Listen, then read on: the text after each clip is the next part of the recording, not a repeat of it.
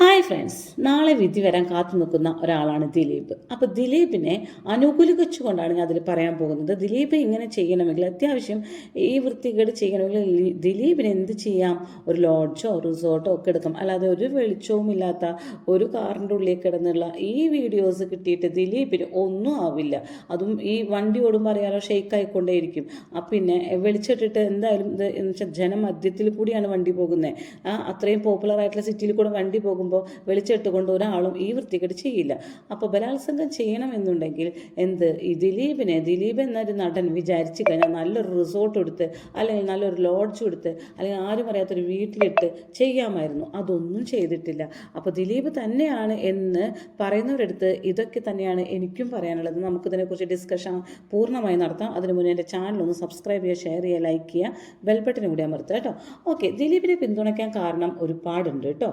എന്തെന്ന് വെച്ചാൽ കേരള പോലീസിന് കുറേ സ്റ്റോറീസ് നമുക്ക് ഫാബ്രിക്കേറ്റഡ് ആക്കി ഉണ്ടാക്കാൻ പറ്റും. അതുപോലെ തന്നെ സ്വന്തമായി കേസ് തെളിയിക്കാൻ നല്ല കഴിവുള്ള പോലീസ് തന്നെയാണ്. ഇത് ലോക ജനതയ്ക്ക് എല്ലാവർക്കും അറിയാം, കേരള പോലീസ് നല്ല മിടുക്കന്മാരാണെന്ന്. പക്ഷേ അവർ കേസ് തെളിയിക്കാൻ മാത്രമല്ല മിടുക്കന്മാർ, കുറേ ഫാബ്രിക്കേഷൻ അവർ ഉണ്ടാക്കുന്നുണ്ട് കേട്ടോ. നമുക്ക് ഒരുപാട് കേസുകൾ നമുക്കറിയാം. അതായത് ആൾ മാറി പിടിച്ചിട്ട് അവരെ കൊന്നുകളഞ്ഞ കേസുകളൊക്കെ ഉണ്ട്. എന്നാൽ നല്ല നല്ല കേസുകൾ തെളിയിച്ചിട്ടുണ്ട് കേട്ടോ. ഇപ്പോൾ നമ്മൾ ഒരു എക്സാമ്പിൾ പറഞ്ഞത് അഖിൽമാരുടെ നാദിർഷ പറഞ്ഞൊരു എക്സാമ്പിൾ. അഖിൽമാരർ ഡയറക്റ്റായിട്ട് വന്ന് പറഞ്ഞിരുന്നതാണ്. അത് നാദിർഷയ്ക്ക് ഈ സംഭവം നടക്കുന്ന സമയത്ത് 2017 ഈ സംഭവം നടക്കുന്നത്. ആ സമയത്ത് നാദിർഷ എവിടെയാണ്? അമേരിക്കയിലാണ്. അപ്പോൾ നാദിർഷനെ പോലീസ് വിളിച്ചിട്ട് പറഞ്ഞു, ഇങ്ങനെ ദിലീപ് ഒരു സംഭവം ചെയ്തിട്ടുണ്ട്. നാദിർഷ ആദ്യം പറഞ്ഞത് എന്താണെന്ന് വെച്ചിട്ടുണ്ടെങ്കിൽ, അത് ദിലീപിൻ്റെ അടുത്ത സുഹൃത്താണ്, അവനൊരു കയ്യബദ്ധം പറ്റിയാൽ അത് ആദ്യം പറയുന്നത് എന്നോടായിരിക്കും, എല്ലാ കാര്യവും അങ്ങനെ ഉണ്ടായിട്ടുള്ളൂ എന്ന് പറഞ്ഞു. അപ്പോൾ അതുകൊണ്ട് ദിലീപ് അല്ല കേട്ടോ ഇത് ചെയ്തത് എന്ന് പറഞ്ഞപ്പോൾ നാദിർഷയോട് പോലീസുകാരെന്താ പറഞ്ഞത്? കയ്യബദ്ധം അവന് പറ്റിയിട്ടുണ്ട്, അതങ്ങനെ ഒരു സ്റ്റേറ്റ്മെൻറ്റ് ഞങ്ങൾക്ക് എഴുതി തരാമോ എന്ന് പറഞ്ഞിട്ടാണ് അവർ സ്റ്റേറ്റ്മെൻറ്റ് ഉണ്ടാക്കിയത്. പക്ഷെ നാദിർഷ പറഞ്ഞ കയ്യബദ്ധം കയ്യബദ്ധം പറ്റിയാൽ എന്നോട് ആദ്യം പറയും എന്നാണ് പറഞ്ഞത്. പക്ഷെ അത് ഫാബ്രിക്കേറ്റഡ് ആയി ഇവരത് സ്റ്റേറ്റ്മെൻ്റ് ആക്കി എന്ത് ചെയ്തു? കോടതിയിൽ സമർപ്പിച്ചു. കോടതി നാദിർഷനെ വിളിപ്പിച്ചു. നാദിർഷ അത് നിരാകരിച്ചു, ഇല്ല എന്ന് പറഞ്ഞു.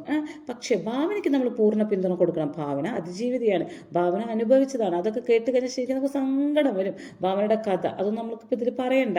നാളെ ഇപ്പോൾ വിധി വരാൻ പോകുന്ന സംഭവമാണല്ലോ. അപ്പോൾ ഭാവന ആ ഒരു കാറിൽ കിടന്ന് ഇവർ ചെയ്യുന്ന എല്ലാ അതിക്രമങ്ങളും സഹിച്ചുകൊണ്ട്, അത്രയും സഹിച്ചുകൊണ്ട് ആ ഒരു വണ്ടിയിൽ എന്തൊരു മാല തൂങ്ങിക്കിടക്കുന്നുണ്ടായിരുന്നു. ആ മാലയിലേക്ക് നോക്കിക്കൊണ്ട് പ്രാർത്ഥിച്ചു കൊണ്ടിരിക്കുകയായിരുന്നു എന്ന് ഭാവന പറയുന്നുണ്ടായിരുന്നു. അത്രയും അതൊക്കെ കേട്ടാൽ നമുക്ക് സങ്കടമായി പോകും. പക്ഷേ ഭാവനയെ ഈ ബലാത്സംഗം ചെയ്ത കേസിൽ ഈ ദിലീപിനെ പ്രതിയാക്കണം എന്നത് ആരുടെ അജണ്ടയാണ്?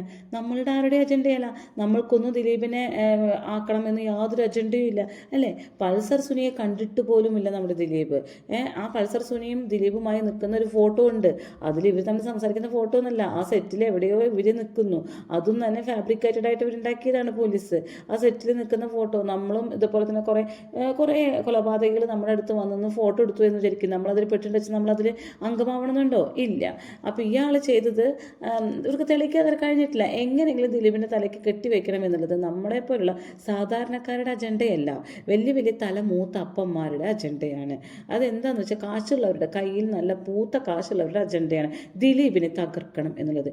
എന്തുകൊണ്ട് ദിലീപിനെ തകർക്കണം എന്ന് വിചാരിച്ചിട്ടുണ്ട്? നിങ്ങളൊന്ന് ആലോചിച്ച് നോക്കി നോക്കൂ. ആ സമയത്ത് ദിലീപ് ആരായിരുന്നു? ഇപ്പം ദിലീപ് ഒന്നുമല്ല, ദിലീപിൻ്റെ ഫിലിമുകളൊന്നും ഇറങ്ങുന്നില്ല, അല്ലേ? ആ സമയത്ത് ദിലീപ് ഡിസ്ട്രിബ്യൂട്ടറായിട്ടുള്ള ഒരു പ്രസിഡന്റ് തന്നെയായിരുന്നു. ഡിസ്ട്രിബ്യൂഷൻ സിനിമ മേഖലയിലെ എല്ലാം വെച്ച് കൈയടക്കി വെച്ചിരിക്കുന്ന ഒരേ ഒരു വ്യക്തി ദിലീപ് തന്നെയായിരുന്നു. ദിലീപിനെതിരെ ആൾക്കാരില്ലാതിരിക്കില്ല, ഒരിക്കലും ഇല്ലാതിരിക്കില്ല. ഇത്രയും ഡിസ്ട്രിബ്യൂട്ടറായിട്ടുള്ള ആളുടെ ഒരു പ്രസിഡൻ്റാണ് അദ്ദേഹം. നിർമ്മാതാവായിരുന്നു, അല്ലേ? ഡയറക്ടറായിരുന്നു, അതുപോലെ തന്നെ അഭിനേതാവ്, ഏറ്റവും നല്ല അഭിനേതാവ്. ആ അഭിനേതാക്കളിൽ ഒരാൾ കേട്ടോ, ഏറ്റവും നല്ല അഭിനേതാക്കളിൽ ഒരാൾ. തിയേറ്റർ സംഘടനയിലെ ലിബർട്ടി ബഷീറിനെ മാറ്റിയപ്പോൾ അതിൻ്റെ പ്രസിഡൻ്റായി മാറിയത് ആരാണ്? ദിലീപ് തന്നെയായിരുന്നു. അപ്പോൾ ലിബർട്ടി ബഷീറൊക്കെ വെറുതെ ഇരിക്കും, ഇവരൊന്നും ചില്ലറക്കാരല്ല. ഇങ്ങനെ കുറേ പേരുകളുണ്ട്. ഇങ്ങനെ മലയാള സിനിമയുടെ ട്രഷററായിരുന്നു. അപ്പോൾ ഇതൊക്കെ പോരെ, ഒരു മലയാള സിനിമ ദിലീപ് എന്ന് പറയുന്ന നടൻ്റെ കൈക്കുള്ളിലായിരുന്നു. ദിലീപ് എന്തു പറയുന്നോ അതോ മലയാള സിനിമ നടക്കുകയുള്ളൂ. ദിലീപിൻ്റെ കൈക്കുള്ളിലായിക്കഴിഞ്ഞാൽ ഇതിനെതിരെ പലവരും മലയാള സിനിമയെ ഭരിക്കാൻ നോക്കുന്നവർ കുറേ പേരുണ്ട്. അവരെല്ലാവരും ദിലീപിനെതിരെ തിരിയും, അല്ലേ? അപ്പോൾ നമ്മുടെ ഈ നടി ഭാവന എന്ന് പറഞ്ഞ നടി ദിലീപുമായിട്ടൊരു പേഴ്സണൽ ദേഷ്യം ഉണ്ട്. അത് ദിലീപ് കാണിച്ചിട്ടുമുണ്ട്. അപ്പോൾ നമ്മളെ മഞ്ജു വാര്യറുമായിട്ടുള്ള ഇഷ്യൂ എല്ലാവർക്കും അറിയാം. മഞ്ജു വാര്യറും കാവ്യ ദിലീപ് അതിനിടയിൽ ഇടയിൽ വന്നുപെട്ട ഒരാളാണ് ഭാവന. അതായത് കാവ്യമാധവനും ദിലീപും തമ്മിലുള്ള അവിഹിതം കയ്യോടെ കണ്ട ആളും പൊക്കിയ ആളും ഒക്കെ ആരാണ്? ഭാവനയാണ്. ഭാവന നേരെ അത് മഞ്ജു വാര്യർ വിളിച്ചു പറഞ്ഞു. അങ്ങനെയാണ് അവരുടെ ബന്ധം തന്നെ തകരുന്നത്. പക്ഷെ അതിൻ്റെ ആവശ്യം ഭാവനയ്ക്കില്ല. അതൊക്കെ പോട്ടെ, അതൊന്നും പറഞ്ഞിട്ട് കാര്യമില്ല. അതിൻ്റെ ആവശ്യം ഭാവനയ്ക്കില്ല. കാരണം നമ്മുടെ ഈ സിനിമാ നടന്മാരിൽ ആരാണ് ചുരുക്കം 99% സിനിമാ നടന്മാർ അവിഹിതമുള്ളവർ മാത്രമേ ഉള്ളൂ. 1% മാത്രമേ നല്ലവരുള്ളൂ അതിൽ. കാരണം വെച്ചാൽ ഇവർ അഭിനയിക്കുന്നത് എങ്ങനെയാണ്? തൊട്ടും തലോടിയും കെട്ടിപ്പിടിച്ച് ഉമ്മ വെച്ചും അവിടെ നിൽക്കും ഇവിടെ നിൽക്കും ഇവിടെ നക്കിയും അതൊക്കെ അങ്ങനെ തന്നെയൊക്കെയാണ് അഭിനയിക്കുന്നത് അല്ലേ? അല്ലാതെ ഒരാൾ ആ 1 മീറ്റർ അകലെ ഒരാൾ ഇവിടെ നിന്നിട്ടല്ല അഭിനയിക്കുന്നത്. അങ്ങനെ അഭിനയിക്കുമ്പോൾ അവരുടെ മനസ്സിൽ മുട്ടിട്ട് പോകും, പല പല കാര്യങ്ങളും മുട്ടിട്ട് പോകും. മനുഷ്യനല്ലേ, അവരുടെ ഇമോഷൻസ് ഒക്കെ ഉണർന്നു എന്ന് വരും. അപ്പോൾ അവർക്ക് അങ്ങോട്ടും ഇങ്ങോട്ടും പ്രണയം വരും. ആണായാലും പെണ്ണായാലും പ്രണയം വരും. സിനിമാ മേഖലയിലേക്ക് നമ്മളധികം പേരും അങ്ങോട്ടും ഇങ്ങോട്ടൊന്നും പോകാത്ത എന്തുകൊണ്ടാണ്? ഇങ്ങനെ പല പ്രശ്നങ്ങളും ഉണ്ടാകുമെന്ന് വിചാരിച്ചിട്ടൊക്കെ തന്നെയല്ലേ പല വീടുകളിൽ നിന്ന് സിനിമയിലേക്ക് അഭിനയിക്കാൻ തന്നെ വിടാത്ത കുട്ടികൾ അതുകൊണ്ട് തന്നെയാണ്. അപ്പോൾ ഇങ്ങനെ ഉണ്ടാകുമ്പോൾ ഇമോഷൻസ് ഉണരുമ്പോൾ അവർ തമ്മിൽ ചെറിയൊരു അവിഹിതം വന്നു എന്ന് വരും. ആ അവിഹിതം വന്നു എന്ന് വിചാരിച്ച് എല്ലാ നടന്മാരും ഇപ്പോൾ മുൻനിരയിലുള്ള നമ്മുടെ പേരൊന്നും ഞാൻ പറയുന്നില്ല, മുൻനിര നായകന്മാർ പോലും ഇങ്ങനെ കുറേ അവിഹിതങ്ങൾ കൊണ്ട് നടക്കുന്നവരാണ്. പക്ഷെ അവരൊന്നും ആരും കല്യാണം കഴിച്ചില്ല. അതുകൊണ്ട് അവർക്കൊന്നും അത് പ്രശ്നമായില്ല. പക്ഷെ ദിലീപ് എന്ത് ചെയ്തു? അവിഹിതം വന്നു, ഒപ്പം കല്യാണവും കഴിച്ചു. അതെന്തുകൊണ്ട് കല്യാണം കഴിക്കാൻ കാരണം? മഞ്ജു വാര്യർ എന്ന് പറഞ്ഞ ഭാര്യ സ്വന്തം വീട്ടിൽ നിന്ന് ഇറങ്ങിപ്പോയി. 2013 എല്ലാം താലിമാല ഊരി വെച്ച് പോയി. ഇങ്ങനൊരു അവിഹിതം ഉണ്ടെന്ന് അറിഞ്ഞിട്ട്. സാധാരണ ഭാര്യമാരൊരു അവിഹിതം ഉണ്ടെങ്കിൽ താലിമാല ഊരി വെച്ച് ഇറങ്ങി പോവല്ല വേണ്ടത്. എന്താ വെച്ചാൽ അവർ രണ്ടുപേരും നടനും നടിയാണ് അല്ലേ? നടനും നടികൾക്കും അറിയാം എന്താണ് സിനിമയ്ക്കുള്ളിൽ നടക്കുന്നതെന്ന്. അപ്പം എല്ലാവർക്കും ഇങ്ങനൊരു സംഭവങ്ങളുണ്ട്. അപ്പം എൻ്റെ ഭർത്താവിനെ ഞാൻ നനുനയിപ്പിച്ച് കൊണ്ടുവരേണ്ടത് എൻ്റെ ചുമതലയാണ് എന്ന് വിചാരിച്ച് വീട്ടിൽ നിന്നുകൊണ്ട് തന്നെ അതിനെതിരെ പൊരുതണം അല്ലേ? അങ്ങനെ ചെയ്യേണ്ട സമയത്ത് ദിലീപിനെ അവിടെ വേണ്ടാന്ന് വെച്ച് ഉപേക്ഷിച്ചിട്ട് പോവുകയാണ് ചെയ്തത്. അപ്പോൾ പോകുമ്പോൾ എന്തായാലും സ്വാഭാവികമായിട്ടും ഈ അവിഹിതത്തിലുണ്ടായിരുന്ന വ്യക്തിയെ ദിലീപ് വിളിച്ചു കൊണ്ടുവരുന്നത് സ്വാഭാവികമാണ്. കല്യാണം കഴിച്ചു. അതിലിപ്പോൾ അതൊരു തെറ്റൊന്നായിട്ട് എനിക്ക് തോന്നുന്നില്ല. എന്താ വെച്ചാൽ ഈ സിനിമാ മേഖലയിൽ ഈ അവിഹിതം നടപ്പുണ്ട്. അതിപ്പോൾ ദിലീപ് മാത്രമൊന്നുമല്ല, എല്ലാ നടന്മാരും ഇപ്പോൾ ഈ ദിലീപിനെ കുറ്റം പറഞ്ഞ് ചൂണ്ടുവരൽ ഇതിങ്ങനെ ആക്കുന്ന നടന്മാർക്ക് പോലും ഇപ്പുറത്ത് ഇഷ്ടപ്രകാരം 1, 2, 3, 4, 5 അല്ല, അവർക്ക് ഇഷ്ടപ്രകാരമാണ് അവർക്ക് അവിഹിതങ്ങൾ. അപ്പോൾ അവരെ ഭാര്യമാരൊക്കെ ഇതുപോലെ താലി വെച്ച് ഇറങ്ങി പോവുകയാണെങ്കിൽ ഇവന്മാരും ഈ പറയുന്ന വലിയ വലിയ മുൻനിരയിലെ നടന്മാരും കുറേ ഭാര്യമാരെ വീട്ടിൽ കയറ്റും, കെട്ടിക്കൊണ്ടുവന്ന് കയറ്റാതിരിക്കില്ല. അപ്പോൾ അവരെ ഭാര്യമാർ ഇറങ്ങിപ്പോയിട്ടില്ല. അപ്പോൾ അവർക്ക് അവിടെ പിടിച്ചു നിൽക്കാനുള്ള ശേഷിയുണ്ട്. പക്ഷെ മഞ്ജു വാര്യർക്ക് ആ ശേഷിയില്ലാത്ത എന്തുകൊണ്ടാണെന്ന് വെച്ചാൽ മഞ്ജു വാര്യർ സിനിമാ മേഖലയിൽ നിന്ന് വന്നൊരു വ്യക്തിയാണ്. അപ്പോൾ അത് കണ്ടുകൊണ്ട് മഞ്ജു വാര്യർക്ക് അറിയാം എന്തൊക്കെയാണ് അവിടെ നടക്കുന്നതെന്ന്. അതുകൊണ്ടായിരിക്കാം. അപ്പോൾ മഞ്ജു വാര്യർ 2013 തന്നെ എല്ലാം വെച്ച് ഇറങ്ങിപ്പോയി. ദിലീപിനെ വേണ്ട എന്ന് ഇറങ്ങിപ്പോയി കഴിഞ്ഞാൽ ദിലീപ് വേറെ കല്യാണം കഴിക്കണം. അത് എന്താ? പക്ഷേ ഇവരുടെ ഈ അവിഹിതം വളർത്തി വലുതാക്കിയത് ആര് തന്നെയാണ്? എല്ലാവരും കൂടി ദിലീപിനെ വേണ്ടാന്ന് വെച്ച് പോയി കഴിഞ്ഞാൽ അപ്പോൾ സ്വന്തം ഭാര്യ വരെയാണ് ഇതിനെ വളർത്തി വലുതാക്കിയത്. അങ്ങനെയാണ് ഇവർ തമ്മിൽ ബന്ധത്തിൽ ഏർപ്പെടുന്നതോ. ഇല്ലെങ്കിൽ ആ ബന്ധം ഈ ഇമോഷൻസൊക്കെ പെട്ടെന്ന് തൊട്ടും തലോടിയും വരുന്ന ഇമോഷൻസൊക്കെ കുറച്ച് നേരത്തേക്ക് നിലനിൽക്കുള്ളൂ. അത് കഴിഞ്ഞാൽ അവർക്ക് അത് വേണ്ടാന്ന് വെക്കുക, ഇവളെന്ത് എൻ്റെ ഭാര്യൻ്റെ വീട്ടിലുണ്ടല്ലോ എന്നൊരു ചിന്ത വരും. പക്ഷേ ഈ ഇമോഷൻസിനെ കൂടുതലാക്കി തീർത്തതും ഇവരൊക്കെ തന്നെയാണ് അല്ലേ? അപ്പോൾ ഇപ്പോൾ ഈ നടികളൊക്കെ ഉണ്ട് അല്ലേ? ഇവരൊക്കെ അങ്ങോട്ടും ഇങ്ങോട്ടൊക്കെ കുറേ പേരുണ്ട് നമുക്കറിയാം. അപ്പോൾ അതൊന്നും ഇപ്പോൾ ഇതിൽ പറയേണ്ട ആവശ്യമില്ല. നമുക്കറിയാം കുറേ പേര് അങ്ങോട്ടും ഇങ്ങോട്ടും അവിഹിതങ്ങളൊക്കെ ഉണ്ട്. അവർക്കൊരു രേഖയിൽ നിർത്തിയിരിക്കുകയാണ്. അവരെപ്പോഴും അവർ സൗഹൃദം പുതുക്കുന്നു, ഇങ്ങനെയൊക്കെ ഒരു രേഖയിൽ വെച്ച് നിർത്തിയിരിക്കുകയാണ്. ഈ സിനിമ മേഖല എന്ന് പറഞ്ഞാൽ കുറേയൊക്കെ ഇങ്ങനെയൊക്കെ തന്നെയാണ്. നമ്മൾ എത്ര ന്യൂസുകളാണ് കേൾക്കുന്നത്. ഇങ്ങനത്തെ ഒരു മേഖലയാണ് അത്. എന്തുകൊണ്ട് അവരെ പറഞ്ഞിട്ടും കാര്യമില്ല. അവർ ഈ തൊട്ടും തലോടിയും പിടിച്ചു ഞെക്കിയോ അവിടെ ഞെക്കിയോ ഇങ്ങനെയൊക്കെ പെരുമാറുന്നത് കൊണ്ട് തന്നെയാണ് ഇങ്ങനെയൊക്കെ അവിഹിതങ്ങൾ ഉണ്ടായിപ്പോകുന്നത്. അതുകൊണ്ട് അവിടെ നമ്മൾ കുറ്റം പറഞ്ഞിട്ട് ഒരു കാര്യവുമില്ല. അപ്പോൾ അതൊരു ഭാഗത്ത്. അപ്പോൾ ഭാവന അത് കണ്ടുകൊണ്ട് ഇത് വിളിച്ചു പറഞ്ഞു. മഞ്ജു വാര്യർ ആക്ഷൻ എടുത്തു. അങ്ങനെ ഇതറിഞ്ഞപ്പോൾ ദിലീപിന് ഭാവനയോട് ദേഷ്യം ഉണ്ടായി. അതൊക്കെ സ്വാഭാവികമാണ്. ദേഷ്യം ഉണ്ടായി, അങ്ങോട്ടും ഇങ്ങോട്ടും പ്രശ്നങ്ങളായി. ഭാവനയ്ക്ക് വരുന്ന ഓരോ സിനിമകളും ദിലീപ് വേണ്ടാന്ന് വെപ്പിച്ചു. അതൊക്കെ ശരിയായിരിക്കാം. ദിലീപ് വിളിച്ച് പറഞ്ഞിട്ടുണ്ടാവും ഭാവനനെ അഭിനയിപ്പിക്കരുത്, ഭാവനനെ ഒരു സിനിമയിൽ എടുക്കരുത് എന്നൊക്കെ പറഞ്ഞിട്ടുണ്ടാവും. കാരണം സിനിമാ മേഖല കൈയടക്കിയിരിക്കുന്ന ആരാണ്? ദിലീപാണ്. അപ്പോൾ ഇത് കണ്ടുകൊണ്ട് വേറെ പല ശക്തികളും കൊച്ചിയിലൊരു പ്രബല ശക്തിയായിട്ട് വളർന്നുകൊണ്ടിരിക്കുകയാണ് ആര്? ഒരു കൊച്ചു മുതലാളിയായിട്ടാണ് ദിലീപ്. കൊച്ചിയല്ല, കേരളമല്ല, ലോകം തന്നെ പിടിച്ചെടുക്കാവുന്ന രീതിയിലാണ് ദിലീപ് വളർന്നുകൊണ്ടിരിക്കുന്നത്. ഇതുകൊണ്ട് മറ്റ് രാജാക്കന്മാർ വെറുതെ ഇരിക്കുമോ? അവർ വിചാരിക്കും ഇവനെ എങ്ങനെയെങ്കിലും തകർക്കണമല്ലോ എന്ന് പറഞ്ഞ് അല്ലേ? അത് തകർക്കാൻ വേണ്ടിയിട്ടാണ് ഇവരെല്ലാവരും കൂടിയിട്ട് ഇറങ്ങി തിരിച്ചത് കേട്ടോ. ഇനി ദിലീപിനെ ഈ വൃത്തികേട്, ഈ ബലാത്സംഗം ചെയ്ത് അങ്ങനൊരു സീൻ കയ്യിൽ വേണമെങ്കിൽ, ഇങ്ങനെ ഈ നടിയുടെ സീൻ വേണമെങ്കിൽ ദിലീപ് എന്ന നടനാണെങ്കിൽ എന്ത് ചെയ്യാം, ഒരു റിസോർട്ട് എടുക്കാം അല്ലേ. ഈ നടിയുടെ എന്തായാലും ഇളകാത്ത നല്ല ലൈറ്റോട് കൂടിയിട്ടുള്ള സീൻ തന്നെ വേണം അല്ലേ. അല്ല അത് എന്ത് സീനാണ് ഇപ്പോൾ കിട്ടിയിരിക്കുന്നത്, ഒരു ലൈറ്റും ഇല്ലാതെ ഷെയ്ക്ക് ആയിക്കൊണ്ടിരിക്കുന്ന, അതായത് കാറിനുള്ളിൽ ലൈറ്റ് ഇടാൻ പറ്റില്ല, പോലീസ് കാണും മറ്റുള്ളവരൊക്കെ കാണും അല്ലേ, രാത്രിയാണ് സംഭവിക്കുന്നത്. ആ സമയത്ത് ഈ ഷെയ്ക്ക് ചെയ്ത് ഈ സീൻ ഇവർക്ക് എന്തിനാണ്? അപ്പോൾ ദിലീപിനെ കുറ്റപ്പെടുത്താൻ വേണ്ടിയിട്ട് പൾസർ സുനിയെ കൊണ്ട് മറ്റുള്ളവർ ചെയ്യിച്ച ഫാബ്രിക്കേറ്റഡ് ആയിട്ടുള്ള ഒരു സ്റ്റോറി തന്നെയാണ് എന്ന് തെളിയിക്കാൻ നമുക്കിതൊക്കെ മതി സാധാരണ. കാരണം ഇയാൾക്ക് അങ്ങനെ ഒരു ഇതിട്ട് ആനന്ദിക്കണമെന്നുണ്ടെങ്കിൽ ഇയാൾ അത് വേറെ സ്ഥലത്ത് കൊണ്ടുപോയി സ്ത്രീനെ ഒറ്റയ്ക്ക് കിട്ടിയ സമയമാണ്, കാറിൽ ഒറ്റയ്ക്ക് കിട്ടിയിട്ടുണ്ട്. ഇനി എന്താ കൊണ്ടുപോയോണ്ട് ഇപ്പം എന്താ? അതും ചെയ്യാതെ ഈ വണ്ടിക്കുള്ളിൽ ഈ എറണാകുളം സിറ്റി മുഴുവൻ ചുറ്റിക്കൊണ്ടിരിക്കുകയാണ് അവർ ചെയ്യുന്നത്. അപ്പോൾ ദിലീപ് എല്ലാം ചെയ്തതിനുള്ള ഒന്നാമത്തെ തെളിവാണത് അല്ലേ. ഇത് ഫാബ്രിക്കേറ്റഡ് ആണ്. കാരണം വെട്ടമില്ലാത്ത ഈ ഒരു വീഡിയോ ഇവർക്ക് എന്തിനാണ്? ഷെയ്ക്കായ വീഡിയോ എന്തിനാണ്? ശരിക്കുള്ള വീഡിയോ പിടിച്ചുകൂടെ? എന്തായാലും കയ്യിൽ കിട്ടിയതല്ലേ. പക്ഷെ അത് ചെയ്തില്ല. പിന്നെ എറണാകുളം സിറ്റി കൂടെ ഓടുമ്പോൾ ഭയങ്കര റിസ്ക്കാണ്. വണ്ടി ഇടിക്കാം, പോലീസ് പിടിക്കാം, അത് ആ സമയം ഒന്നൊക്കെ നോക്കണം, ഭയങ്കര റഷായിട്ടുള്ള ടൈം. ഇതൊന്നുമില്ലാതെ ചെയ്യണമെങ്കിൽ എന്താ ദിലീപ് വിചാരിച്ച് ഇതൊന്നും ചെയ്യാൻ പറ്റില്ലേ? അപ്പോൾ എന്താണ് ഈ ദിലീപിൻ്റെ തലയ്ക്ക് വെച്ച് പിടിപ്പിക്കുക എന്ന് മറ്റുള്ളവരുടെ അജണ്ടയാണ്. ഈ ഒരു പറ്റം ലിബർട്ടി ബഷീർ ആണെങ്കിലും വേറെ കുറേ ആൾക്കാരുണ്ടാവും ഇതിൻ്റെ ഉള്ളിൽ. ഇവരുടെയൊക്കെ ഒരു പറ്റം ആഗ്രഹമാണ് എന്ത്, ഈ ദിലീപിൻ്റെ തലയിലേക്ക് വെച്ച് പിടിപ്പിക്കാമെന്ന്. പക്ഷേ ചെയ്തത് ഇവരാണെന്ന് ഞാൻ പറയുന്നില്ല കേട്ടോ. ഇവരുടെയൊക്കെ ആഗ്രഹം ദിലീപിൻ്റെ തലയ്ക്ക് വെച്ച് പിടിപ്പിക്കണം എന്നുള്ളതാണ്. ശരിക്കും അന്വേഷിക്കേണ്ടത് എന്താണെന്ന് വെച്ചാൽ പൾസർ സുനി ചെയ്തത് ആർക്കു വേണ്ടി? ഈ അതിജീവിതയെ ശരിക്കും നീതി മേടിച്ചു കൊടുക്കുന്നത് ദിലീപിൻ്റെ പേരും പറഞ്ഞ് പൾസർ സുനി എന്തുകൊണ്ടിത് ചെയ്തു, ആരാണ് ഇതിൻ്റെ പിന്നിൽ കളിക്കുന്നത് എന്നതാണ് കണ്ടെത്തി പിടിക്കേണ്ടത്. ഇത്രയും ചെറുപ്പത്തിൽ കഷ്ടപ്പെട്ട് അസിസ്റ്റൻറ്റ് ഡയറക്ടറായി വർക്ക് ചെയ്ത് ഒരുപാട് പണികൾ ചെയ്ത് ഇറങ്ങി തിരിച്ച ഒരാളാണ്. ആ ആളൊരു ഒറ്റ ദിവസം കൊണ്ട് ഫെയിം അവസാനിപ്പിക്കാൻ വേണ്ടി ഇഷ്ടപ്പെടുമോ? ഒരിക്കലുമില്ല അല്ലേ. വേണമെങ്കിൽ അദ്ദേഹത്തിന് ഫിലിംസൊക്കെ വേണമെങ്കിൽ, ഭാവനയുടെ ഫിലിമൊക്കെ വേണമെങ്കിൽ കുറപ്പിക്കാൻ പറ്റും, വിളിച്ചു വേണമെങ്കിൽ പറഞ്ഞിരിക്കാം, അതൊക്കെ വേണമെങ്കിൽ ചെയ്തിട്ടുണ്ടാവാട്ട. അതല്ലെങ്കിൽ ഭാവനയെ മുതലാക്കാമായിരുന്നു. ഇതൊന്നും അദ്ദേഹം ചെയ്തിട്ടില്ല.